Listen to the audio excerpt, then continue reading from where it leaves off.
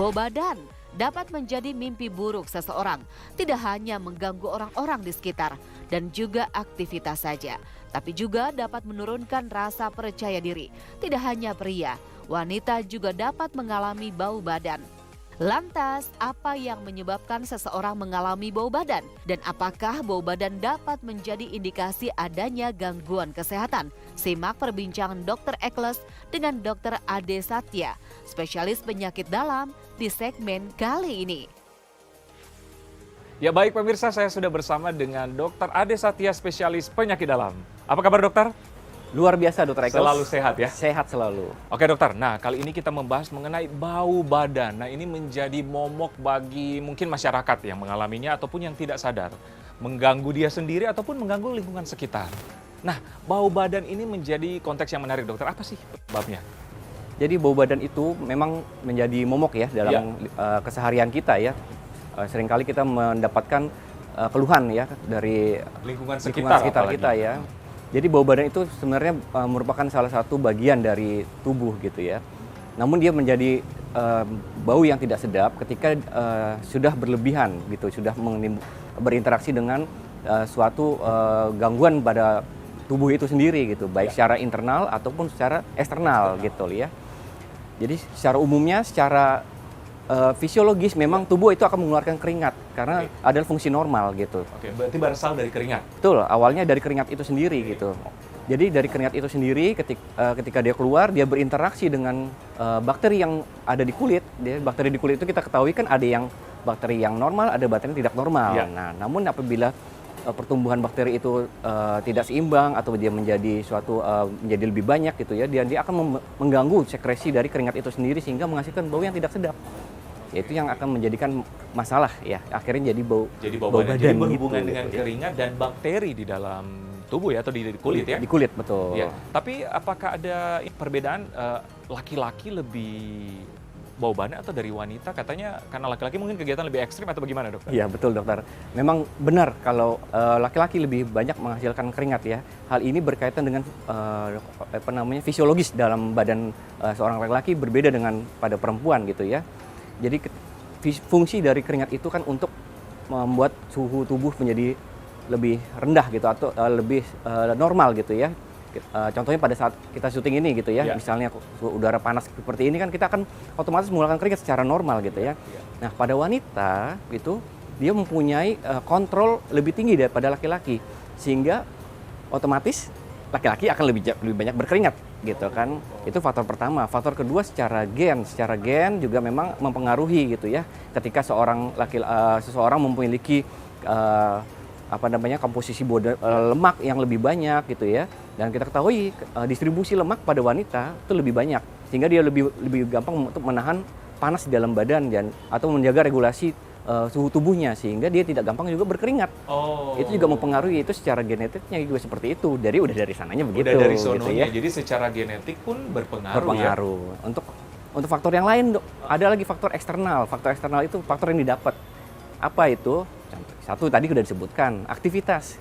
Ya kita ketahui laki-laki lebih banyak ya untuk memang tidak bisa lebih banyak aktivitas ekstrim. Dari makanannya dok gitu, dari fungsi makanan, dari diet itu juga sangat mempengaruhi apa yang kita makan akan menghasilkan apa yang disebut dengan bau badan itu sendiri gitu dok. Nah ini menyangkut kehidupan sehari ini, apa yang kita makan dan apa yang kita minum. Nah kira-kira makanan dan minuman seperti apa dokter yang menyebabkan bau badan? Mengenai makanan ini juga tidak terlalu mudah untuk disebut ya dokter ya, karena kita memilih-milih makanan itu memang tidak mudah gitu ya, apapun kita akan makan gitu ya. Namun secara garis besar, makanan itu kan ada yang terdiri dari karbohidrat, protein, lemak gitu ya dokter ya, secara itu dulu. Jadi apabila kita makan makanan itu dengan seimbang, itu tidak akan menyebabkan sesuatu masalah, termasuk bau badan sendiri gitu ya. Ternyata dari penelitian ini menyebutkan, kalau kita memakan banyak makanan yang mengandung karbohidrat dibandingkan protein, dan ternyata itu mempengaruhi bau badan karena karbohidrat di dalam usus gitu ya akan berinteraksi dengan bakteri di usus dan dia akan mengeluarkan bau yang spesifik atau bau yang khas gitu ya. Bau yang khas itu ya bisa mengganggu bagi orang, mungkin tidak juga bagi yang bersangkutan gitu kan. Sedangkan makanan-makanan seperti makanan buah, sayuran, dan itu dalam penelitiannya disebutkan kalau memang dibandingkan antara yang banyak mengonsumsi makanan seperti vegetables atau sayuran, buah-buahan dibandingkan yang tidak, dan diikuti dalam jangka waktu tertentu, ternyata memiliki bau yang lebih menyenangkan pada yang makan banyak buah dan sayuran dibandingkan yang tidak gitu.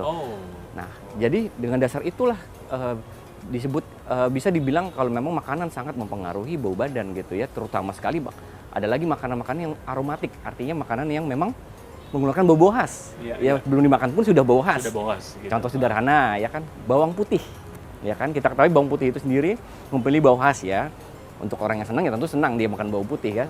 Terutama bawang putih yang mentah, dokter. Bawang putih yang mentah dibandingkan bawang putih yang matang itu memiliki tingkat aromatik yang lebih pada yang mentah gitu. Apabila dimakan akan menghasilkan bau yang lebih atau aroma yang lebih menyengat gitu ya. Oke. Jadi memang tadi dokter bilang berarti pertama makanan bisa menyebabkan bau badan. Kedua, pria lebih cenderung. Ya. Kalau masalah kebersihan berarti ya, karena kan keringat dikombinasi dengan bakteri menyebabkan bau badan. Berarti kebersihan seseorang berpengaruh ya? Berpengaruh sekali, dokter. Karena memang keseimbangan bakteri di kulit kita itu memang dipengaruhi oleh kebersihan kita juga gitu ya di sana. Gitu. Yang paling simpel ya harus sering mandi ya. Ya, paling tidak mandi minimal sesuai dengan anjuran lah ya, pagi dan sore gitu. Memang pada kondisi-kondisi tertentu kan memang ada ya tempat di luar sana yang memang mandinya hanya 1 kali sehari ya. Tapi kan memang situasinya tidak seperti kita di Indonesia ini. Dengan cuaca suhu yang lumayan seperti ini gitu ya.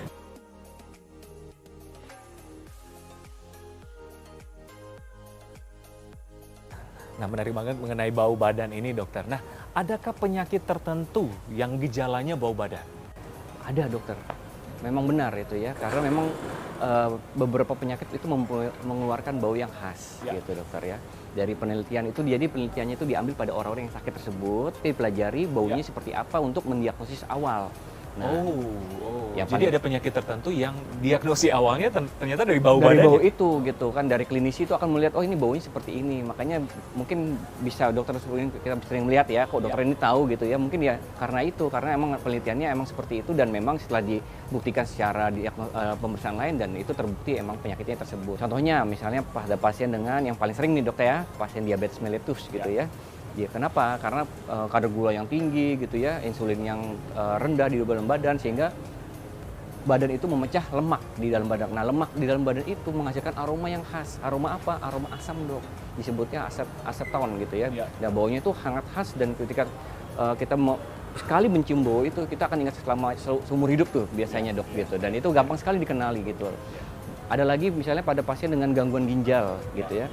Nah, itu juga khas banget ya? Ya, itu juga khas banget gitu, dokter. Mungkin tahu ya, selama pendidikan mungkin dikatakan ya, kita sering dikasih tahu misalnya pada kondisi tertentu itu pasien yang memiliki penyakit di organ tersebut akan memiliki bau yang mirip sama organ tersebut. Nah, pada gangguan ginjal baunya apa? Baunya jelas ureum gitu, bau urin gitu ya. Itu juga khas, dok. Itu contoh-contoh sederhana, dan ada lagi penyakit-penyakit yang jarang, yang langka, seperti gangguan dari penyakit yang memecah enzim tertentu ya, itu akan juga memiliki bau khas ya, baunya manis, dok. Bau seperti apple syrup. Nah, makanya penyakit ini disebut sindrom maple syrup gitu. Itu baunya manis gitu.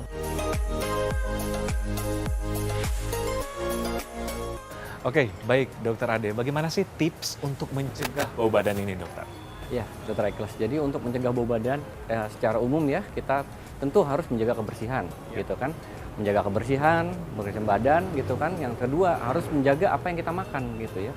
Untuk makanan-makanan yang aromatik mungkin kita harus melihat ya, mengurangi gitu ya. Kalau bisa mengurangi, dan kalau bisa jangan makan mentah gitu ya. Kalau memang harus makan gitu kan. Dan tentu saja kuantiti atau jumlahnya terbatas gitu ya, dok. Terus yang ketiga, memang yang tidak bisa dihindari jika sudah itu dilakukan gitu ya. Ketika ada memang harus dilakukan pemeriksaan, ya harus dilakukan pemeriksaan, dan untuk mengetahui apakah memang ada penyakit yang serius yang dialami gitu oleh seseorang tersebut, sehingga bisa dikontrol sesegera mungkin, penyakit yang teratasi, sehingga bau badannya bisa terkontrol. Benar. Berarti kalau memang tidak karena keringat ataupun makanan, berarti ada penyakit tertentu. Iya. Ya, seperti dokter bilang tadi, karena penyakit gula, penyakit ginjal, ataupun kanker ya. Apapun penyakit serius seperti kanker. Oke, nah jika penderita-penderita yang sudah mengalami diabetes ataupun gagal ginjal atau gimana, apa solusinya dokter? Apa pencegahannya gitu? Iya, pencegahannya ya tentu saja kontrol penyakitnya ya. Apabila memang belum segera konsultasikan ke dokternya gitu kan untuk mendapatkan kontrol gulanya baik dari intervensi secara makanan maupun secara obatnya gitu kan. Sehingga mendapatkan gula darah atau penyakit yang stabil, bau badannya bisa mudah-mudahan bisa teratasi gitu. Gitu. Nah oke pemirsa, itulah perbincangan kami mengenai bau badan.